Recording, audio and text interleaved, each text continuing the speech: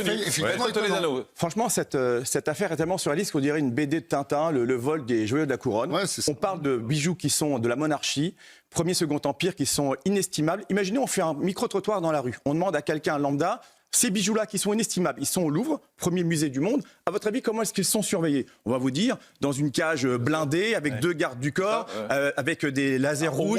Au moins une cage blindée. Au moins une cage blindée. Au minimum. Or là, on nous dit, avec en gros une échelle, et vous avez une disqueuse vous cassez, c'est l'impression qu'on parle d'un cambriolage d'un 2 pièces à Créteil.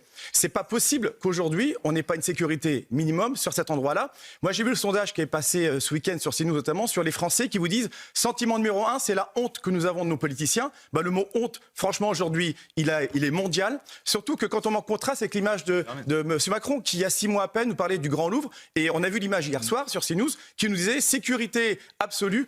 Rachida Dati s'expliquait, on n'arrive pas à surveiller nos églises. En fait, c'est la débandade, quoi. Excusez-moi. Yves Toledano. Bon, moi j'ai 2 sentiments. J'ai la tristesse et la honte, vraiment. La tristesse, parce que je ne suis pas certain qu'on va les retrouver. C'est un patrimoine inestimable. Vraiment, je pense qu'on va mettre une croix dessus, malheureusement. Et c'est vraiment triste, vraiment, de l'imaginer.